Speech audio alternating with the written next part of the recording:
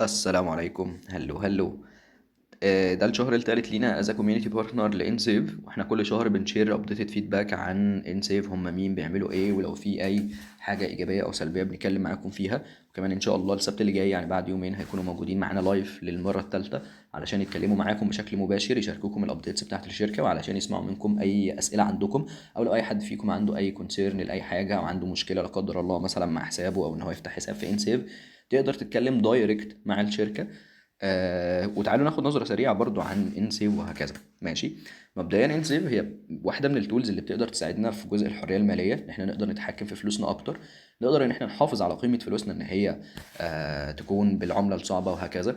فانسيف بكل بساطة، لو انا عايش بره مصر، لو انا في مصر وبشتغل فريلانس مع عملاء بره، بشتغل مع شركات موجودة بره، وحتى كمان لو انا هايرنج مانجر وعندي موظفين موجودين في اكتر من دولة، فازاي اقدر احول لكل الناس دي، او ان انا استلم فلوسي من دول مختلفة او احول لناس في دول مختلفة. فده اللي انسيف بتقدر تساعدك بيه. انسيف بكل بساطة بتقدر تساعدك ان انت تفتح حساب بالدولار وبالاسترليني، واعتقد اليورو موجود او لسه ما بقاش موجود، مش عارف، بس المفروض الثلاث عملات دول موجودين. لكن مبدئيا الدولار والاسترليني بكل بساطة بالبطاقة او الباسبور ببلاش تقدر ان انت تفتح الحساب، بيكون معاك حساب تقدر ان انت تبدأ تستلم عليه فلوسك او تحول من فلوسك لأي مكان تاني. تمام.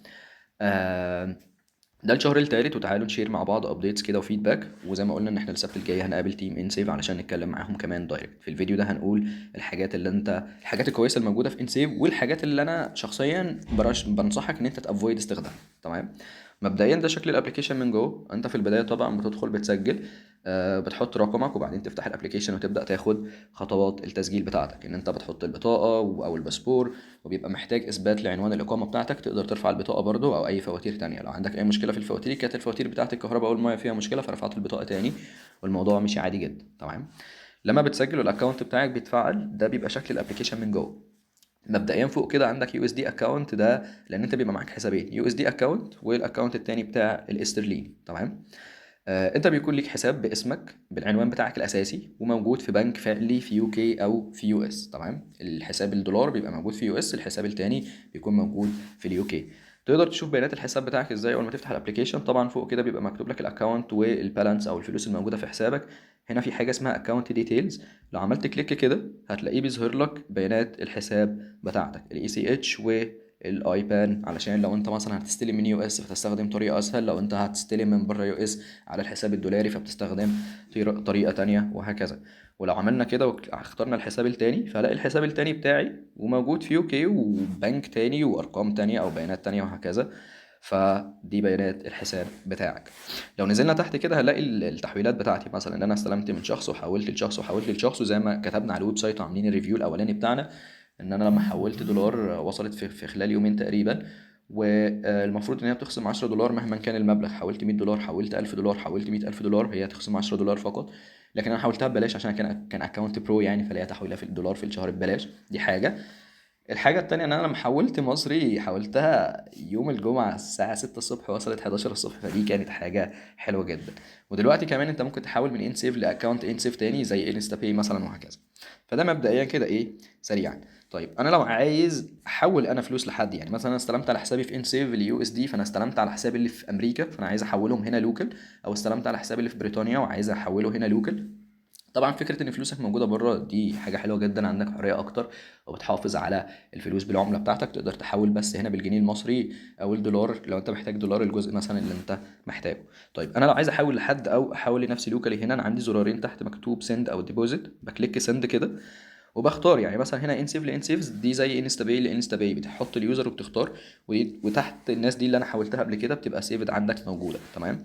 فانا لو احول انسيف بكليك كده وبحط اليوزر مثلا، عايز احول لحساب فبكليك كده وبحدد لو انا هحول بيزنس ولا انا هحول لفرد، وببدا ان انا اضيف التفاصيل والحاجات دي كلها، وبيكون التحويله بتاعتي بتحصل عادي جدا. تمام. طب انا لو عايز اعمل ديبوزيت او عايز احط فلوس في حسابي، فانا عندي ديبوزيت هنا، بكليك على ديبوزيت كده وبختار ان هي بنك ترانسفير، وبتشوف البيانات بتاعتك ان انت تشوف رقم الحساب اللي انت هتحول عليه او انت تبعته للناس اللي هتحول لك على حسابك. تمام. دي حاجه. الحاجه التانية ان انت في فيرتشوال ديبت كارد، بس دي بتكون بفلوس، بتشتريها مره واحده ب 3 دولار، واعتقد في ناس اخدتها في بعض الاوفرز فور فري او اخدتها بدولار واحد. بيبقى عندك الفيرتشوال ديبت كارد، بتكليك على كارد ديتيلز بتظهر لك التفاصيل عشان لو انت هتدفع اونلاين او هكذا. تمام. في حاجه تاني حلوه في انسيف وهي الانفستمنت، ان انت تقدر تنفست يعني مثلا حاجه زي ساندر وهكذا، فهي حاجه انترنالي جوه الابلكيشن او الحساب بتاعك بتاع انسيف. تكليك على انفست هنا، بتلاقي هي الرونج دي بس مشكله عندي في النت. بتلاقي مثلا هنا تفاصيل وشركات. الحاجه الحلوه او اول كونسيرن كان عندي، هل في مقياس للشريعه ان الشركات دي اقدر استثمر فيها ولا لا؟ فلقيت في حاجه اسمها شريعه ريتنج، بيقول لك مثلا ان نسبه الحاجات المشكوك فيها قد ايه. ولما انا حاولت اسال واعرف، عرفت تقريبا المفروض الشركه ما تعديش 30% منها النسبه المشكوك فيها او المحرمه تقريبا، مش متاكد صراحه يعني. بس هي حته حلوه ان بيقول لك ان كل شركه مقياس الشريعه عندها عامل كام يعني، او عامل ازاي. يعني الامتثال للشريعه هنا 98%، فدي حاجه كويسه. الغير ممتثل للشريعه هي 1.4. ماشي، فدي نقطة كويسة. طيب أنا لو عايز أستثمر مثلا بعمل إيه؟ عندك زرارين تحت، أد فند، تكليك أد فند وبتاخد فلوس من حسابك الشخصي لحسابك الاستثماري، وتبدأ مثلا تدخل على شركة زي كده.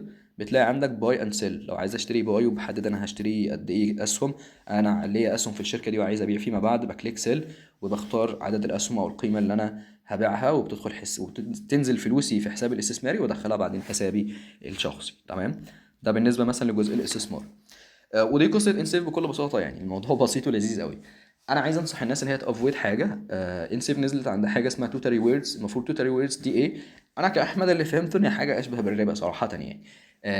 قالوا في الاول ان انت فلوسك الموجوده في حسابك في انسيف، كل ما هي موجوده فاحنا هنريورد يو او هنكافئك يعني، او نديلك زي هدايا، فبننزل لك بونص فلوس بنسبه وهكذا.